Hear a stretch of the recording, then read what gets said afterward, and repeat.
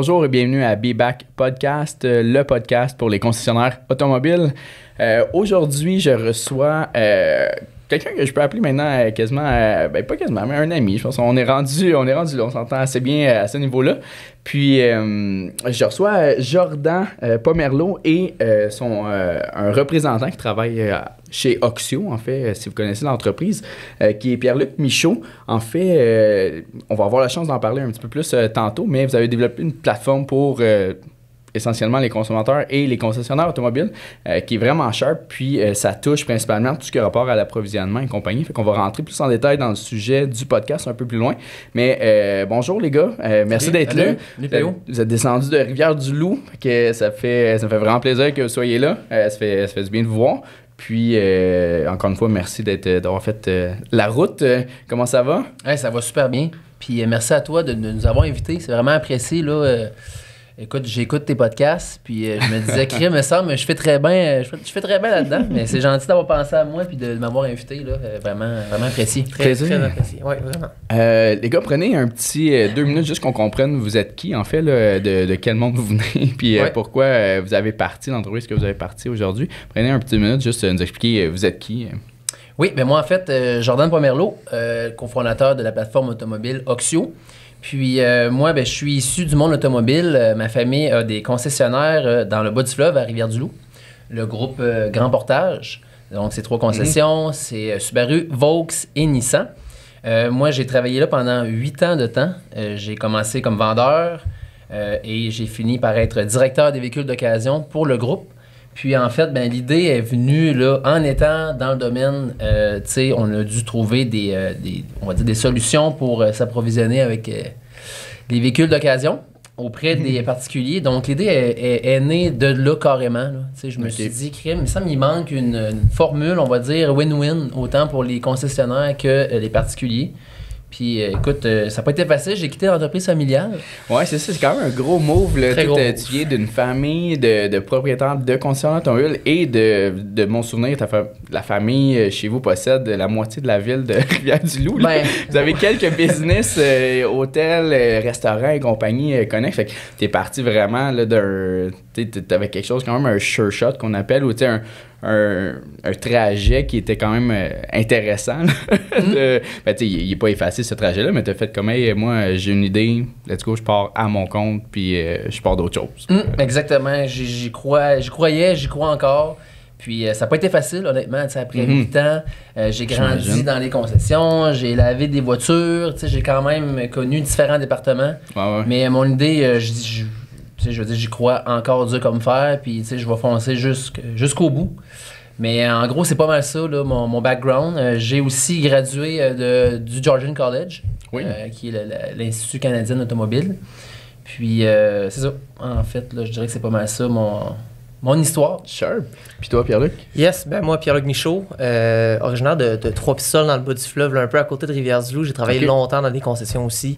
J'ai travaillé chez Chrysler à Rivière-du-Loup. J'ai été vendeur, j'ai été directeur commercial. Après ça, je suis allé travailler avec Jordan chez Grand Portage. En fait, Jordan qui était directeur du Use, moi j'étais son adjoint. Fait qu'on a bâti une belle relation là. On se connaît depuis la jeune enfance, on va dire. Fait que j'ai travaillé longtemps aussi pour Grand Portage jusqu'à ce que Jordan starte sa plateforme. Ait besoin d'un représentant parce que le volume a grandi, l'entreprise a besoin de grandir aussi. Fait que ça va faire un petit peu plus que 5-6 mois là, que je suis à temps plein chez Oxio. Puis on construit vraiment quelque chose d'incroyable présentement. Puis ce qui est le fun, c'est que oui, c'est mon patron, mais ça reste un de mes meilleurs chums aussi. Fait que c'est vraiment le fun de travailler ensemble day to day. Est-ce que c'est un plan? On va faire un aparté, mais c'est-tu des fois un défi, des fois ami? Puis pour moi, ça l'est pas. Là, j'ai l'équipe qui m'entoure dans Pixel Guru, l'équipe la plus proche, c'est tous des amis. J'ai habité avec ces gens-là. J'ai été coloc. Puis pour moi, ça ne l'est jamais, mais je me fais souvent poser la question. Est-ce que des fois, ça devient un défi d'avoir un chapeau d'amis, d'avoir un chapeau de boss? Des fois, c'est... Honnêtement, comme Pierre-Luc a dit, on avait déjà travaillé ensemble. Ah oui, c'est vrai. Chez Grand Portage. Donc la glace était déjà brisée. Puis tu sais, je connais bien Pierre-Luc aussi d'avant Grand Portage, du hockey dans le temps. Donc tu sais, je savais que c'était le bon gars. Puis on parle souvent d'un timing dans la vie, là, mais le timing était tellement parfait. Il est comme tombé.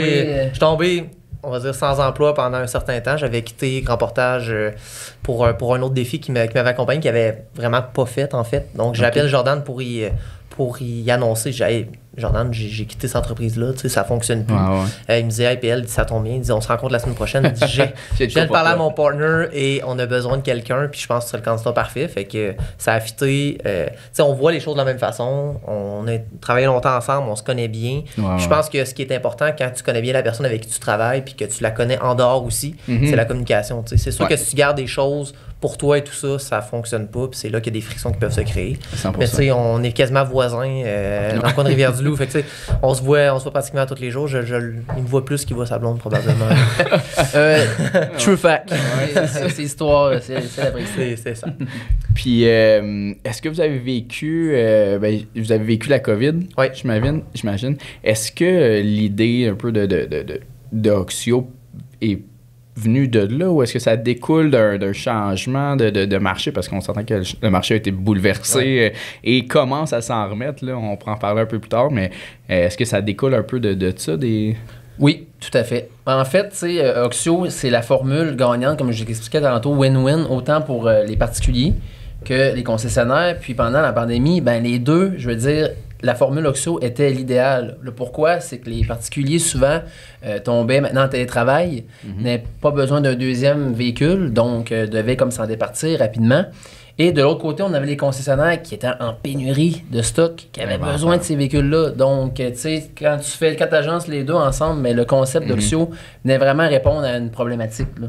OK. Puis c'est parce que moi, je la connais, puis vous autres aussi, vous connaissez un peu la compagnie, là, mais pour ceux qui la connaissent pas, qu'est-ce que ça fait justement à Oxio? Je qu'on fasse un wrap-up, parce que ça va aider à comprendre un peu votre façon de penser vers les sujets qu'on va aborder aussi. Là. Ben oui, ben je vais casser la glace, puis après ça, PL, ben, tu pourras élaborer.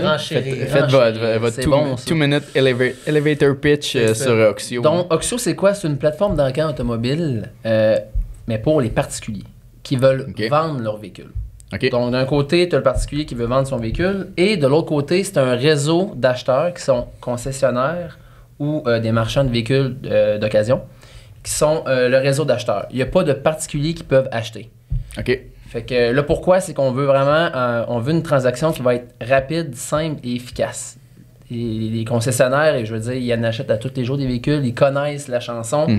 Ils vont s'occuper de fermer le prêt, ils vont s'occuper de déplaquer le véhicule, d'aller récupérer la voiture directement dans le parking, le driveway du client. Fait que c'est ça, Oxio. En fait, là, c'est une formule gagnante pour les deux parties. Fait que le consommateur peut afficher son véhicule là-dessus, prendre une couple de photos, mettre les descriptions nécessaires pour faire la publication, puis... C'est comme faire une annonce marketplace qui gère les packs, mais vraiment via notre application, où on va vraiment faire la description des véhicules, ajouter les photos et tout ça. Ça va tomber sur notre site d'encan, où ce que les acheteurs ont un login, où ce qu'ils vont pouvoir miser, mettre un proxy. Tu sais, un peu comme n'importe quelle plateforme d'encan B2B qui existe, mais vraiment directement avec le consommateur. Fait que c'est vraiment de là que le concept est né. Ça marche bien, les gens aiment ça, les consommateurs aiment ça, les dealers aiment ça aussi. Dans la simplicité des choses, là, c'est vraiment bien fait. Fait que t'as plus Robert qui t'appelle, qui vient le voir, qui check, qui demande une inspection, qui regarde ici, qui regarde ce qui veut faire un test drive, puis qui te demande la suspension à combien d'années, puis t'as-tu changé le cardan. Exactement. Puis, c'est beaucoup plus simple pour le consommateur, puis ben... J'imagine pour les concessionnaires, ben, ça devient ce qui est le sujet d'aujourd'hui, un peu la nouvelle source en fait d'approvisionnement. Exactement. Pour les consommateurs sont pas les consommateurs, mais les dealers sont habitués de faire le tour de marketplace, qui gît, appeler les clients, tout ça. Ouais. C'est dur. Pour l'avoir fait moi-même, c'est dur. Cette job plate-là, d'appeler les clients et de négocier avec eux, c'est moi qui ai fait. Ouais. Fait que le dealer met le prix qu'il veut payer, puis moi je fais la job plate, puis je négocie avec le client pour lui. Puis après ça, ben, regarde, on close le deal. Si le prix plancher n'est pas atteint, on close le deal. Le concessionnaire s'occupe par la suite de faire comme un achat à la porte normale, aller le chercher directement chez le client, comme s'il achetait un char sur Marketplace. Je comprends. Est-ce que vous faites la transaction? Puis là, c'est des questions plus précises sur votre business, mais est-ce que vous occupez du côté transactionnel? Non. Nous, en fait, on est vraiment un facilitateur. Donc, on va produire un contrat, on va les mettre en contact, mais c'est le concessionnaire acheteur qui est responsable de clore la transaction. Là. Donc, le côté transactionnel, comme je disais, déplaquer le véhicule, s'occuper de fermer le prêt s'il y en a un, puis aller récupérer le véhicule chez le vendeur, le particulier. Mais nous, c'est sûr qu'on a un service, là, je veux dire, on est près de nos dealers et on est près aussi de nos clients, les particuliers, puis on donne un service, là, je veux dire, on est toujours rejoignable, le téléphone est ouvert, texto, un appel, on donne du service, là, je veux dire, on est là. Puis pour un concessionnaire, ça représente quoi comme implantation ou comme changement dans ces processus? C'est quoi le... Ben, le gros de la plateforme, c'est que, moi, de la manière souvent je l'explique aux nouveaux acheteurs qui arrivent, c'est que au lieu de faire le tour de toutes les annonces classées, puis tout est centralisé. Tu es sûr que les photos sont bien prises, tu es sûr de tout avoir les informations, d'avoir le numéro de série, d'avoir les défauts. Fait que ça, tu oublies tout ça. Tu achètes sur une seule plateforme. Il n'y a pas de membership. Donc, si tu n'achètes pas, parce que tu vois, cette semaine, il n'y a pas de véhicule qui t'intéresse, ça te coûte rien. Tu payes par véhicule? Tu payes par véhicule que tu achètes. C'est quoi la tarification? En bas de 25 000, tous les véhicules en bas de 25 000, on parle de 250 $ de frais. Puis en haut de 25 000, on tombe à 1%. Donc, exemple, un char de 40 000, ça te coûte 400 $. Mais le fait que tu n'aies pas de membership à payer par mois, c'est le gros avantage en partie. Tu sais, si, exemple, pendant 3 semaines, tu n'as pas besoin de t'approvisionner en véhicule d'occasion, ça te coûte rien. Une semaine, tu viens d'acheter 5, tu en achètes 5. T'sais. C'est le concessionnaire qui paye. Le consommateur, est-ce qu'il paye une partie aussi? Le concessionnaire a un frais à payer, la même chose. C'est le même frais, pour le consommateur et le détaillant. Exactement. OK. Super. Ouais. Puis, comment vous voyez, comment vous avez vu changer Ben, est-ce que tu l'as vécu, en fait, soit chez Grand Portage ou dans un autre concessionnaire, comment vous avez vu ou vécu ce changement d'approvisionnement-là? Comment vous l'avez fait, en fait, ou qu'est-ce que vous avez fait pour pallier à ce manque d'inventaire-là, puis comment c'est aujourd'hui, selon vous? Ben, tu sais, faut se dire, tu sais, les vendeurs, là, eux autres, sans inventaire, je veux dire, eux autres, ils vendent pas de l'air, là. Fait que ça leur prend les véhicules, puis ils sont à commission. Fait que il a fallu trouver des solutions assez rapides, là, sur virer sur un dizaine.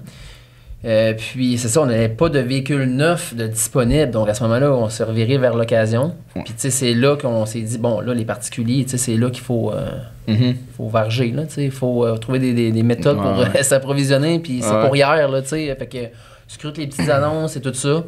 Fait que tu sais, c'est vraiment de là que le concept est né, tu sais. Je me disais, crime, il manque une offre à ce niveau-là, je trouve, là, pour faciliter là, le processus pour les deux côtés. Puis, en fait, c'est là que j'ai approché mon associé, Simon Michaud, qui n'est pas ici, là. Puis lui, dans le fond, j'ai comme vendu l'idée. Puis après ça, il a vraiment vu, OK, il y a un certain potentiel, là, tu sais. En 2019, là, c'était tout près de 850 000 véhicules vendus au Québec d'occasion. D'occasion sur les marketplaces? Transaction. En transaction. On parle à peu près de 250 275 000 de customer to customer, vraiment de particulier à particulier, par la SAC et tout ça, les petites annonces. Là. On parle à peu près de 250 275 000 transactions. Fait que c'est un gros marché qui existe où que tu peux acheter un auto, tu as plein de plateformes pour acheter un auto. Trader, Auto Hebdo, il y en a plein, mais une plateforme pour vendre ton auto, ça n'existait pas. Il n'y en a pas. Avec un processus d'encan. Oui, c'est ça, avec un processus d'encan. Avec un réseau privilégié de professionnels. Tu sais, je veux dire, les concessionnaires, c'est quand même des professionnels dans le domaine. Je veux dire, ils travaillent à tous les jours à mettre des prix sur des autos, à regarder le marché. Ils connaissent la game, là. Fait que tu fais affaire avec des professionnels du début à la fin de la transaction. Exact. Puis comment faites pour gérer les attentes d'un consommateur qui est sûr que sa Honda Civic 2021 vaut 47 000, là, tu sais, mettons... Écoute, je vais laisser PL. C'est moi qui est plus dans le... il est plus dans le day-to-day. Avec les clients, surtout. C'est certain que nous, on fait un travail de tri. Donc, c'est certain que, exemple, Joanne, 55 ans, qui pense que son Civic vaut 45 000 parce qu'elle a payé 35 000 plus taxes, plus intérêts, plus... Puis elle en a pris soin. Puis que les freins sont changés il y a 2 mois. Ben, on va y remettre quand même les 2 pieds sur terre. T'sais, on va y faire une étude de marché. Moi, je regarde chaque véhicule qui met à l'encan, je les regarde un par un pour vraiment, avec millage semblable et tout ça, trouver un prix wholesale environ que ça va se vendre entre telle braquette et telle braquette. Donc, moi, je les appelle. quand ils sont vraiment dans le champ, je les appelle, on discute avec eux. On les remet les pieds sur terre, dans le sens que vous voulez ce prix-là, ce n'est pas possible. Parce que c'est le consommateur qui écrit le prix qu'il veut lors de l'inscription de son... prix plancher. Okay. Prix plancher, donc s'il est atteint véhicule vendu, il peut être dépassé aussi. Okay. Si les prix sont en bas, comme on a dit tantôt, on négocie avec le consommateur. Donc on lui remet les pieds sur terre. Si jamais elle veut vraiment pas changer son prix, puis ça n'a aucun sens, on peut lui dire simplement qu'on ne remettra pas son véhicule à l'enquête. Si jamais elle veut négocier son prix, elle veut se rapprocher de la braquette que j'ai, on va dire, choisie pour son auto, ben on réduit son prix plancher, on le met à l'enquête, puis on a vraiment plus de chances de vendre de véhicules et tout ça. Là. C'est vraiment dans la simplicité. C'est pas nous qui décidons, mais c'est sûr qu'on les aide à on les accompagne. Puis c'est sûr que des fois, c'est pas facile au niveau avec les acheteurs parce que ils sont plus habitués à des formules B2B. Mais là, on parle vraiment de C2B, là. Donc on deal avec des particuliers. Fait qu'il y en a qui sont logiques, il y en a qui ne le sont pas du tout, mais ça fait partie de la game. Ça arrive-tu, par curiosité, que c'est l'inverse, que la personne a dit moi je veux 20 000 pour mon char, comment on peut te donner 27 là? Ben, tu peux aller chercher 27. Que ça, non, mais oui, je veux dire, il y a des deals à avoir. Le gros avantage, c'est que ce que les concernants, des fois, oublient, c'est que quelqu'un qui achète, exemple, sur des plateformes B2B, il y a déjà un dealer qui a fait de l'argent sur le char. Là. Il l'a ramassé du client, il s'est gardé un 1000, il l'a remis à l'encan, puis il refait un autre 1000 là. Là, tu sauves un intermédiaire, tu t'en vas direct à la source.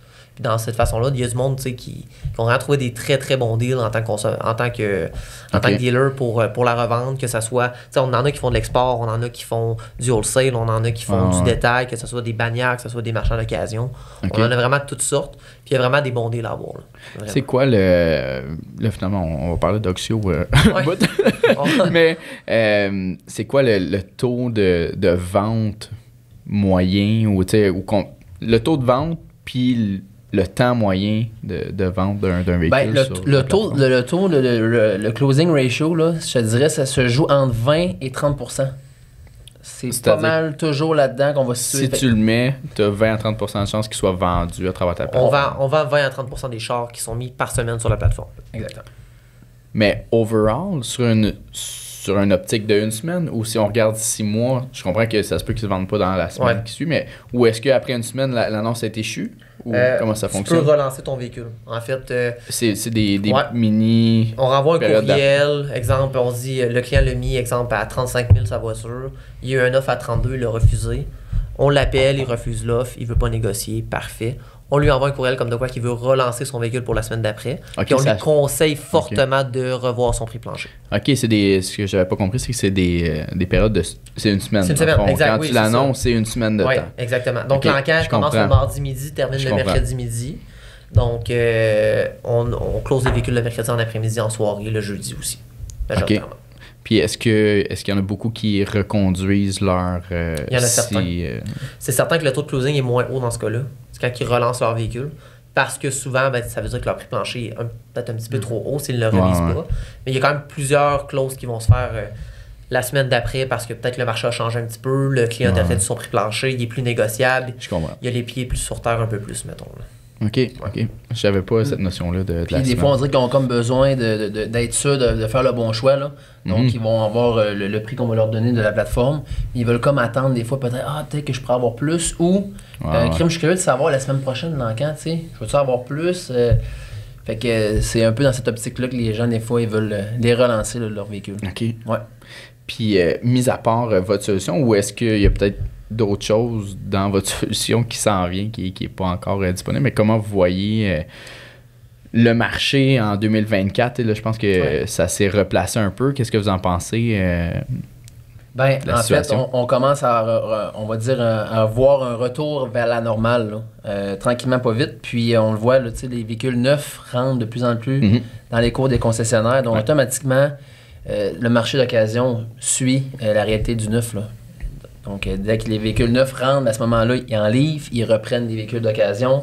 Donc, c'est sûr qu'au niveau des valeurs, c'est plus un retour vers la normale. Versus, on va dire, pendant la COVID, que c'était complètement démesuré. Là. C'était hallucinant. Là. Je veux dire, c'était anormalement trop haut. Là. C'était fou. Là. On a toujours dit qu'un... oui, c'est ça. Puis on s'est toujours dit qu'un auto, c'était une dépense. On s'entend, c'est pas un investissement, s'acheter un char. C'est une dépense. Mais là, c'était rendu un investissement. Ouais. Tu avais acheté un char, ça faisait 2 ans que tu le roulais, tu avais mis 30 000 km dessus, tu le vendais, tu faisais 3 000. C'était pas normal. Là, on retombe à quelque chose qui a plus de sens un petit peu. Tu sais, les particuliers commencent à le savoir aussi. Il y en a qui vivent encore sur un nuage de la COVID, qu'ils ont payé leur char cher puis qu'ils ont de la difficulté à le comprendre. Mais de plus en plus, les gens reviennent un petit peu plus à la normale. Ils font le tour des concessionnaires, vont voir des nouveaux véhicules. Les gars connaissent ça, ils le savent. Là, fait qu'ils remettent aussi les clients sur terre. Là, Je comprends. Puis la différence entre peut-être l'année passée puis maintenant, ou l'autre année d'avant puis maintenant, pour vous autres, ça représente quoi? Est-ce que c'est mieux pour votre plateforme? Est-ce que c'est moins bon? Qu'est-ce que ça représente? C'est sûr, écoute, on suit les tendances du marché. Fait que c'est sûr que les valeurs, je dirais, qui ont baissé, qui sont plus à la normale, mais on est de plus en plus connus. Fait qu'on a, on va dire, un volume naturel plus élevé qu'anciennement. OK. Fait que c'est comme un peu dur à dire. Tu l'as un peu vu, toi aussi, la différence? Ouais, mais tu sais, juste quand j'ai commencé, mettons, fin de l'été passé, le marché était quand même assez élevé versus à l'automne passé et maintenant, le printemps qu'on arrive, qui est revenu un petit peu plus à la normale. Fait que oui, ça a changé, mais notre entreprise est en croissance. Donc, c'est dur de se dire, oui, le marché est moins haut, mais l'entreprise grossit, on vend plus de chars, on a plus d'acheteurs, on a plus de clients. Les acheteurs veulent venir nous voir, veulent faire affaire avec nous aussi. Fait que ça fait que c'est difficile de garder une certaine équilibre de voir versus avant comment c'était. Okay. C'est surtout ça. Là. Je comprends. Puis, est-ce qu'il y a d'autres moyens pour un concessionnaire de s'approvisionner que, tu sais, là, vous en avez développé un autre? Est-ce que vous avez connaissance de d'autres moyens plus... il y a les plateformes, comme on disait, B2B, les sites d'annonces classés. Sinon, les véhicules qui reprennent en échange sur des transactions de véhicules neufs. Sinon... c'est ça. Puis, on va dire, le gros nerf de la guerre est en partie que quand tu ramasses un véhicule en échange, jusqu'à un certain point, tu le choisis pas. Tu sais, si la personne arrive, elle s'achète, par exemple, tu es dans un concessionnaire Volkswagen, elle s'achète un Tiguan, tu récupères en échange un Jeep Cherokee, puis en inventaire, t'en as 12 des Jeep Cherokee, t'en veux plus, là. Tu le ramasses, t'es pris avec. Soit que tu l'wholesales, soit que tu essaies de le vendre détail, tu fais quelque chose. Mais t'aurais aimé bien mieux pour ramasser un RAV4, exemple, parce que t'en as pas dans ta course, c'est un véhicule qui se vend bien. Tout le monde aimerait mieux ramasser. Tout le monde aimerait mieux un RAV4 qu'un Cherokee. Mais tu sais, ce que ça permet de s'approvisionner autrement, c'est que oui, t'es capable de vendre ton véhicule wholesale, que ce soit sur les plateformes avec un wholesaler que tu connais ou peu importe. Après ça, de te réapprovisionner avec un véhicule que tu veux vraiment pour ta course, que tu vas avoir un profit que tu veux, que tu as choisi jusqu'à un certain point. Là vient Oxio, vient les autres plateformes aussi qui sont intéressantes pour vraiment trouver le char que tu as besoin dans ta cour. Tu n'as pas tout le temps l'embarras du choix sur les échanges des clients, là, malheureusement. Là. Effectivement.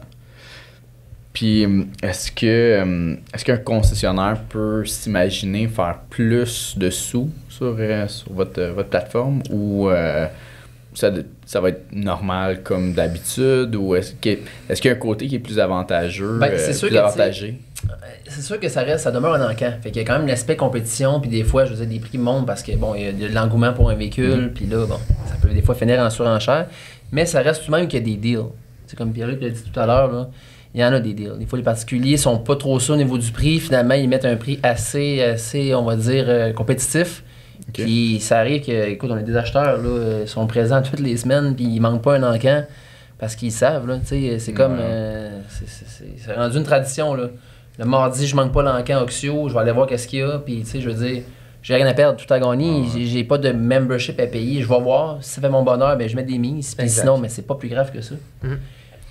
Comme on disait tantôt, dans ce sens-là, si on travaille un peu pour les concessionnaires aussi, là, vous travaillez pour les deux parties, mais si le consommateur est avec un prix qui est plus bas que ce qu'il pourrait réellement le vendre à un wholesaler ou à un concessionnaire, ce serait pas à votre avantage, en fait, de pas y dire puis de le laisser l'afficher le plus bas possible pour que ça devienne un vraiment cool deal pour le concessionnaire, en fait, là, tu sais. C'est sûr que j'appelle jamais un client pour lui dire « Hey, ton prix est vraiment trop bas, tu devrais le mettre plus haut. » OK, ça, j'avais compris l'inverse tantôt. Je pensais que tu disais que... exemple, si son prix est trop haut, je vais lui dire de le réduire. Oui. Mais... jusqu'à un certain point, c'est au consommateur de faire ses devoirs, de dire, ce véhicule, mon véhicule, je suis à l'aise de le vendre tel prix. Mais si c'est à l'aise de le vendre tel prix, tant mieux s'il est surenchère, tu sais. Ouais. Tant mieux, parce que jusqu'à un certain point, si, on va dire, un RAV4 se ramassera en échange 25 000, puis que le client décide de l'afficher 22, sais, que ça soit Honda à Chibougamau ou Honda à, tu sais, peu importe, ou Toyota à Montréal, ben, ils savent que le char se paye 25. Fait qu'ils risquent de monter en haut de 22, tu sais. Les gars vont miser parce qu'ils veulent l'avoir, parce qu'ils voient que le prix de réserve est atteint, ils savent qu'il y a un deal à avoir. Fait qu'on va dire jusqu'à un certain point, le consommateur peut pas vraiment être perdant dans cette histoire-là. Le concessionnaire peut être très gagnant par contre en allant chercher peut-être un petit peu moins cher qu'il aurait payé en échange pour avoir le véhicule qu'il veut. Il peut voir les photos, il voit tout. C'est vraiment comme... ça peut être très avantageux de son côté. Là. Puis vous faites comment pour les photos d'ailleurs? Les photos, ça reste quand même un nerf de la guerre. C'est pas toujours facile. Parle-moi-en. C'est ça, on n'a pas un beau frame avec un décor. Je l'ai offert à George. On va tous organiser ça, ce sera pas trop mais je connais on a des contacts. Je peux te plugger à une bonne place. Mais les comment photos, ça fonctionne? Ouais. Bon, en fait, nous autres, c'est sûr qu'on a un outil là, en fait, qui va donner une idée au particulier comment prendre sa photo. OK. C'est quoi l'outil? Comment ça fonctionne pour un consommateur? Dans le fond, c'est 10 photos. C'est 10 photos chaque tour de véhicule. On a le photo du cluster vraiment pour le millage. Photo de l'intérieur aussi qui vont être prises. C'est vraiment un espèce de frame qui va te montrer comment prendre la photo. Donc, avant du véhicule, avant côté conducteur, côté du véhicule, arrière, côté conducteur, arrière. Ça, c'est dans une application mobile? Oui, c'est l'application mobile, exactement. Web app qu'on a développée. En fait, on avait initialement une application qui existe déjà, là, donc une MVP, qu'on a dans le fond personnalisée à notre image. Mais là, on a vraiment la propriété intellectuelle. Là, donc, on a développé notre propre outil pour prendre des photos. OK. On a déjà investi à ce niveau-là pour un produit qui était plus adéquat là, pour prendre les photos. Puis est-ce que... là, tu m'as dit c'est une web app, hein? Ouais. Est-ce que, plus c'est vraiment par curiosité, mais je sais qu'il y avait des problématiques pour les photos dans le temps. Je pense que c'est Nerd qui l'avait développé en web app, son système de prise de photos, puis ça sortait, l'utilisateur, il fallait redemander une autorisation, il fallait re-rentrer dans la caméra à chaque angle. Est-ce qu'ils ont-tu fixé ça dans les web apps? Ou... Ça fonctionne bien. Ouais, fait que ça te demande photo 1, tu apprends, puis après ça, c'est photo 2. Tu l'acceptes, la photo. Donc, le client peut voir la photo qu'il a prise. Ça arrive. Je me dis comment il a pu accepter sa photo. Ouais, j'en ai que tu as la moitié d'un pouce dans l'écran, tu vois le trois quarts du char, tu te dis le client a vu la photo, l'a accepté. Jusqu'à un certain point, je peux pas me rendre chez eux puis l'aider à prendre la photo. Mais ça, on essaie de faire un certain tri, rappeler les clients au pire pour qu'ils reprennent les photos. C'est pas toujours possible, mais jusqu'à un certain point, c'est on a un certain contrôle, mais on ne contrôle pas 100% des photos qui sont mises. On offre du soutien. Mais ça reste tout de même que c'est pas nous, comme Bill a dit, c'est pas nous qui prend les photos. Là. Puis est-ce que... je vais essayer de plugger Pixel Guru en même temps, je vais vous forcer dans un deal. Là. Mais est-ce que le background, cette affaire-là, est-ce que c'est celui du client, on voit ce qu'on voit, là, dans le sens que... On voit ce qu'on voit. On voit ce qu'on voit. Puis est-ce que ça serait sharp pour je pense plus au côté concessionnaire. Si j'étais un concessionnaire, là, un moment donné, il y a quand même le côté émotif, je crois, d'acheter, même si c'est des professionnels qui achètent, il y a quand même un côté des belles photos vont faire une différence quand même s'il y a un côté analytique qui est peut-être un petit peu plus poussé qu'un consommateur parfois. Mais tu sais, d'avoir une uniformité que t'as toujours, là, tu sais, vous semblez avoir une bonne séquence avec les angles, mais tu sais, d'avoir une uniformité sur l'image, qu'en arrière, ce soit tout le temps le même background oxio qui est blanc ou whatever, là, tu sais, avec vos couleurs, puis que les photos intérieures, tu vois pas à travers Roger qui est en train de laver son char, puis le voisin ou whatever, tu sais, quelque chose qui fait moins professionnel. Est-ce que c'est quelque chose, une avenue vers laquelle vous voulez ben, tout à fait. Nous, on est une start-up, tu sais, on a 1 an et demi de fait, puis on cherche toujours à améliorer, tu sais, c'est sûr... pour être, on va dire, à la fine pointe de la technologie. Puis, les concessionnaires sont habitués à avoir une certaine qualité à ce niveau-là aussi. Les plateformes B2B sont, on va se le dire, sont sur la coche. Là.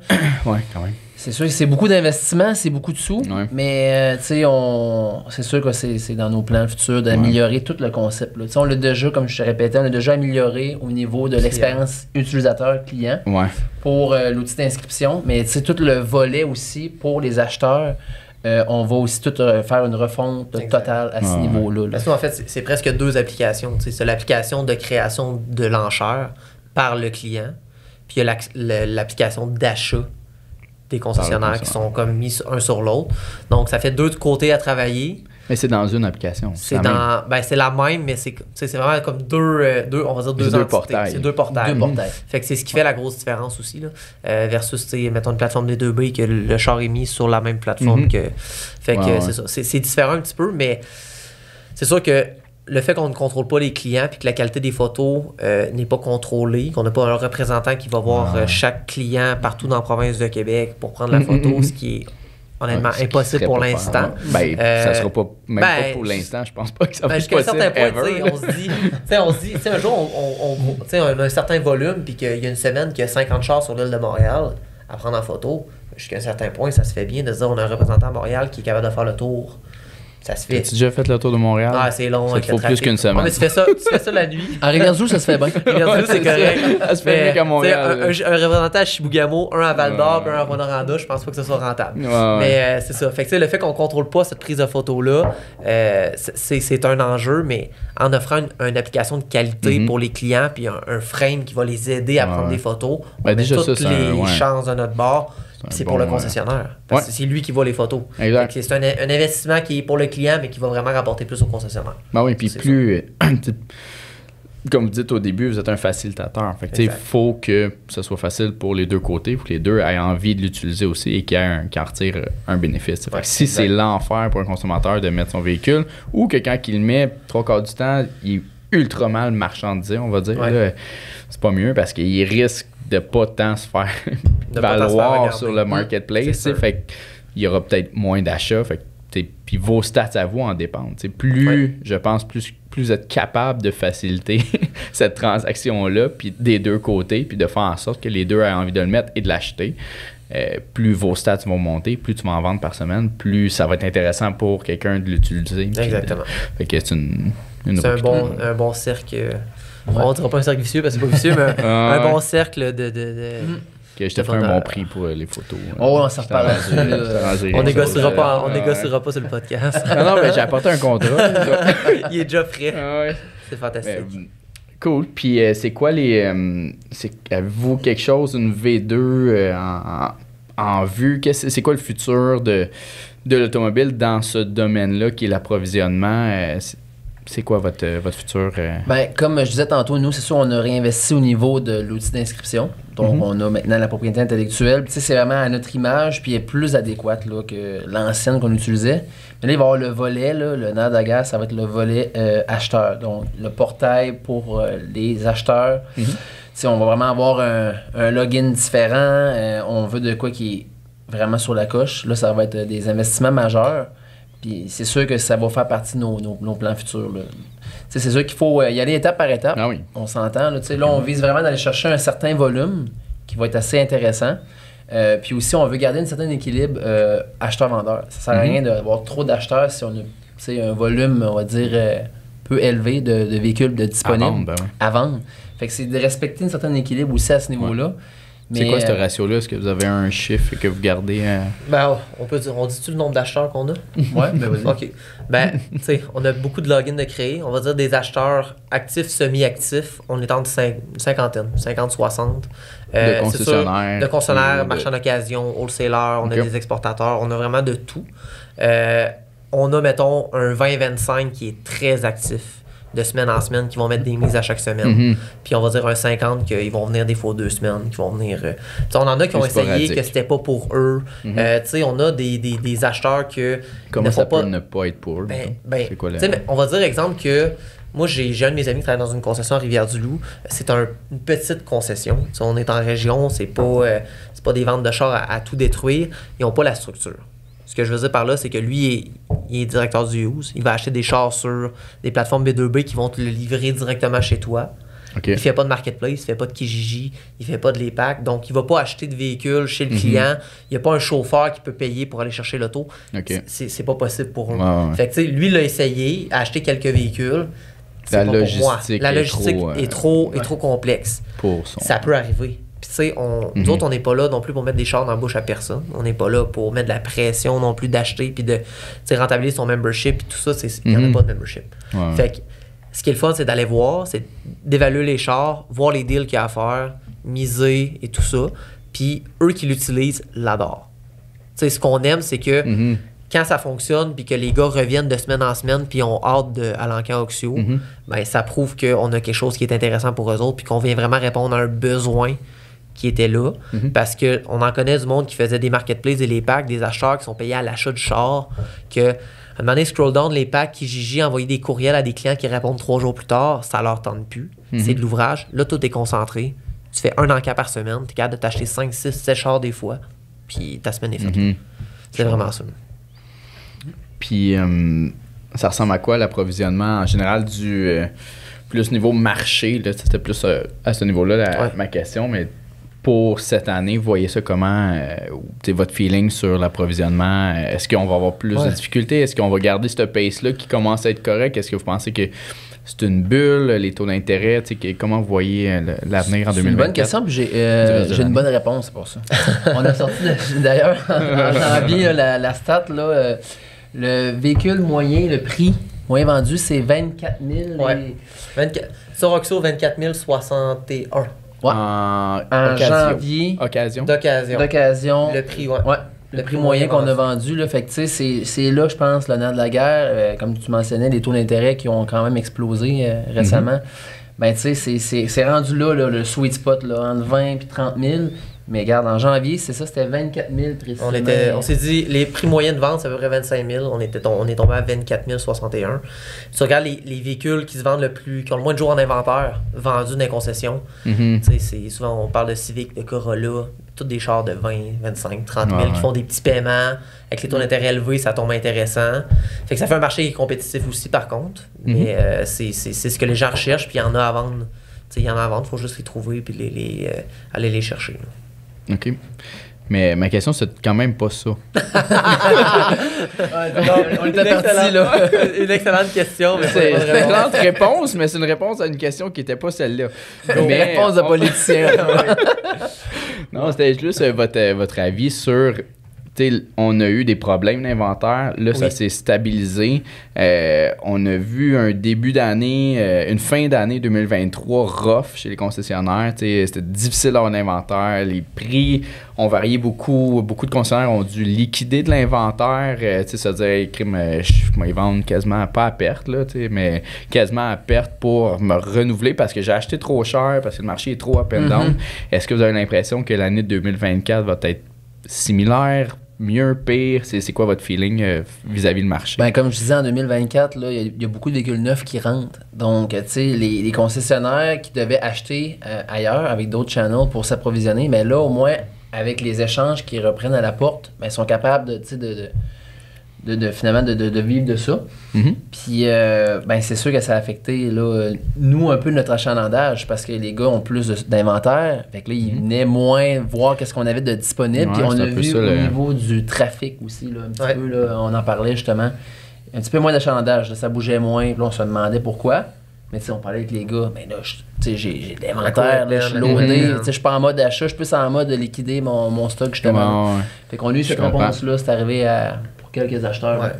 Donc, pour vous, essentiellement, si on parle vraiment juste pour l'entreprise, si le consommateur a moins accès à de l'inventaire, c'est mieux pour vous, pour votre entreprise. Vous venez pallier une problématique qui est j'ai de la misère à m'approvisionner, je suis dans un petit creux, je peux aller sur une plateforme comme ça va être mieux. Puis il peut y aller tout le temps, là, il peut toujours aller jeter un coup d'œil, mais c'est une réalité de votre entreprise et des concessionnaires. Moins ils ont d'inventaire, plus vous êtes un besoin essentiel, ou du moins vous venez pallier à une problématique.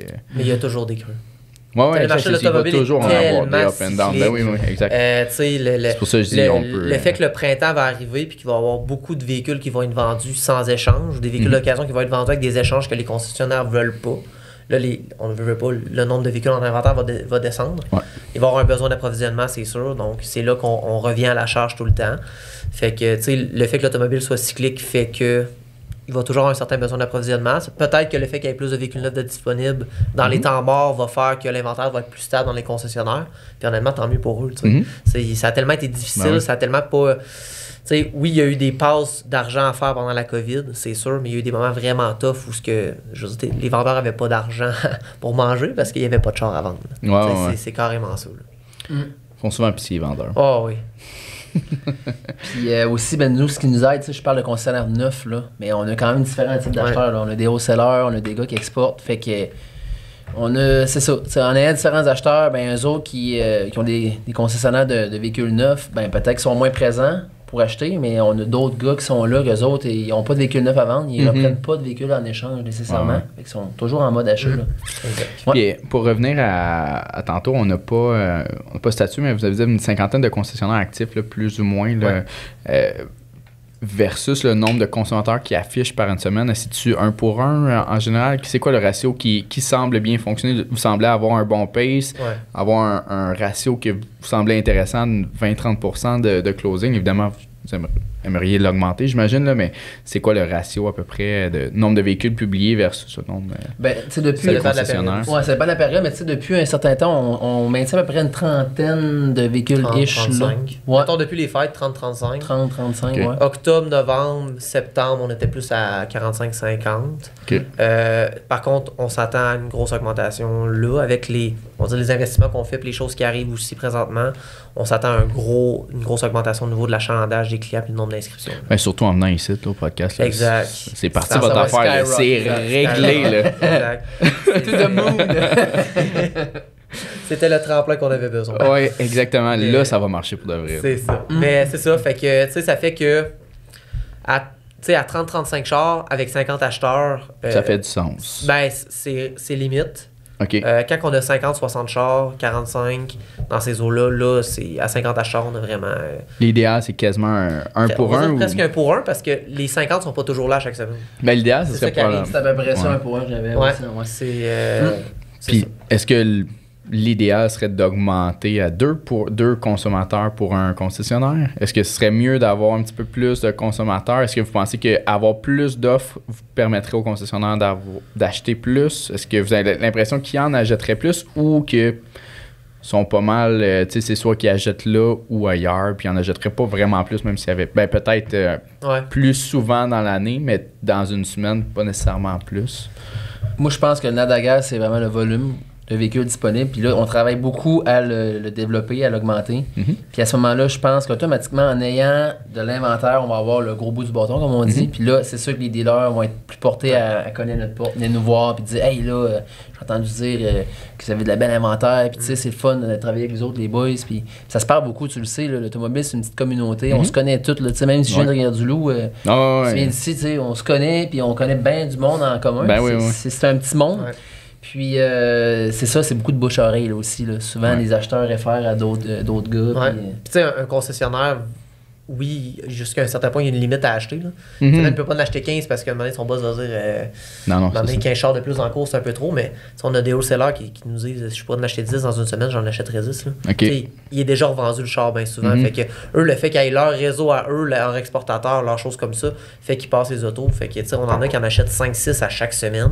Ben, lui, le char de ramasse est déjà vendu. Fait que je pense que dans ce cas-là, avoir plus d'inscriptions ferait que c'est sûr qu'on vendrait plus d'autos au total.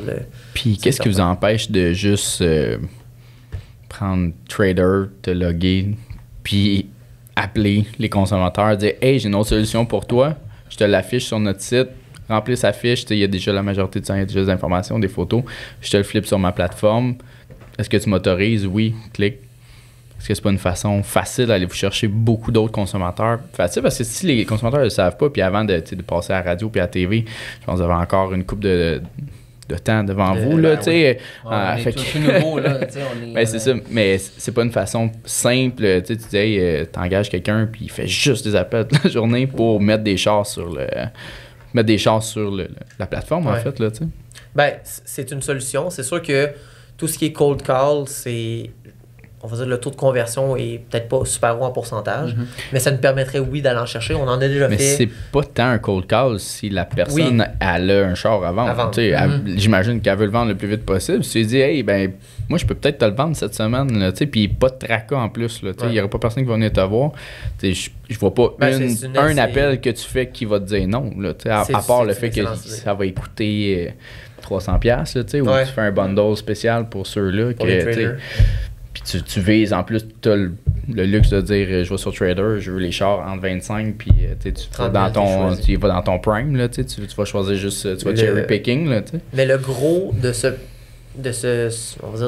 côté-là, c'est que les gens sur Trader l'affichent au détail.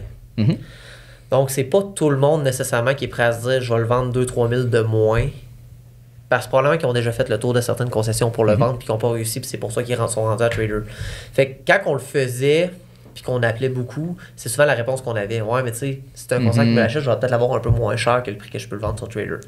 On a beaucoup de monde, par contre, qu'ils l'essayent, puis qu'ils reviennent 2-3 semaines après, qu'ils font ouais, finalement, j'avais une bonne offre, hein? Ben, finalement, t'aurais dû le vendre, hein? Fait que, tu sais, c'est pour ça que, oui, il y a des cold calls à faire. Bon, encore une fois, cold call, là, on le met en parenthèse. Là. Oui, il y en a à faire. Oui, il y a du volume à aller chercher de ce côté-là.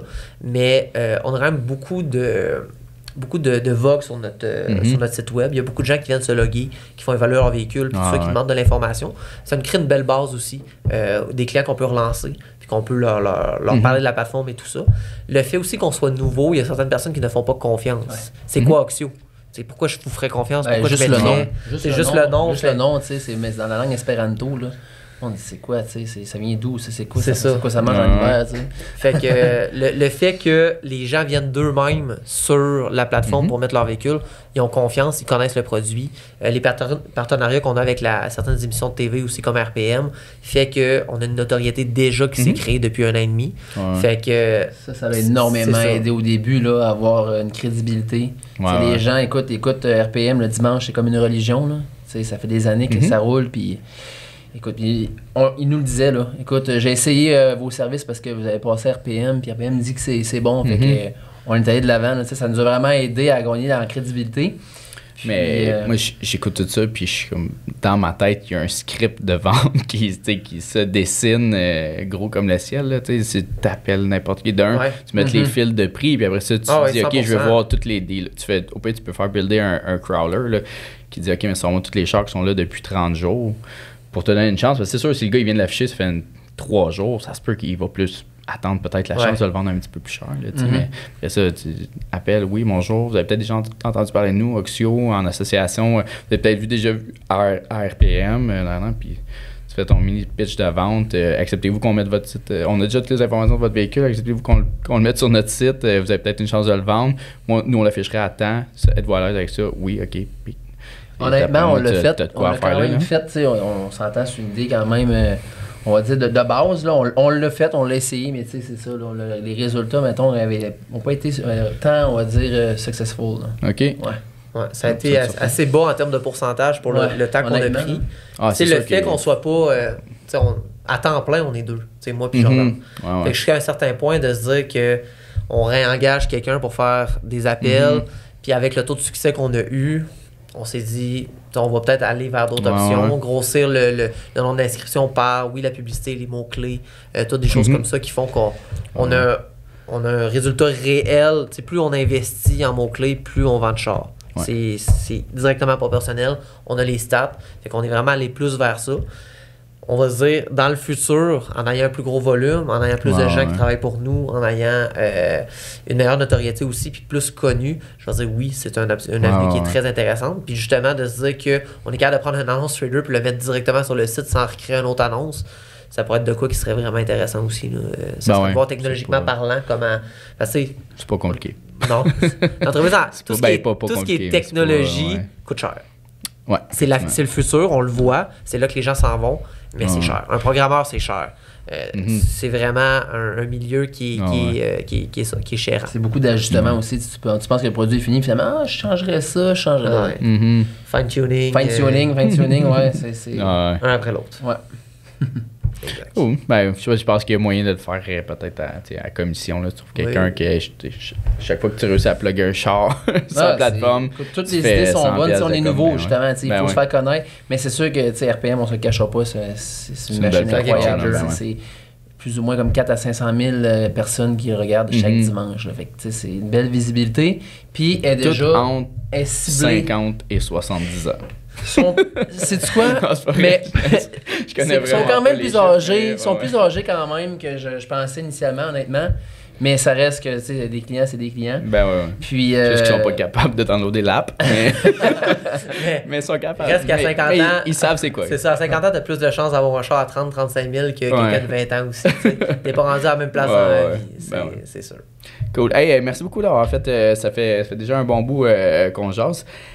Si jamais quelqu'un est intéressé, soit consommateur, c'est peut-être moins le public cible du podcast, là, mais consommateur ou concessionnaire qui serait intéressé peut-être à essayer votre plateforme, comment on vous rejoint, comment on commence la roue? Hyper simple. En fait, on a un onglet « Devenir acheteur » directement sur le site. Donc, ça nous envoie un courriel, puis moi ou Pierre-Luc, on rentre en communication avec les intéressés, puis on jase, puis on est des gars super sympathiques. On est comme on. J'ai une petite réserve là-dessus. Sinon, info@commercial.oxio.ca, c'est la boîte info. OK. Puis comment on écrit Oxio? Parce qu'il y a beaucoup de gens qui écoutent juste en audio. Puis d'après moi, Oxio, il va y avoir bien des O-X-I-O. Là. Ouais, effectivement, comme le fournisseur web. Mais non, nous, c'est A-U-K-C-I-O. OK. Puis en fait, là, juste pour eux autres qui se questionnent, ça veut dire encan dans la langue espéranto. OK. Puis pourquoi espéranto? Ça sort de où? Écoute, veux-tu savoir vraiment la provenance de tout ça? Faut-tu qu'on arrête les micros? Ou non. On trouvait pas de nom. C'était vraiment difficile, honnêtement. On n'était pas, inspirés, on va dire ça comme ça. Ouais. Puis le bon vieux Google Translate. Ah ouais? On a ouvert Google Translate. Puis t'as essayé plein de langues.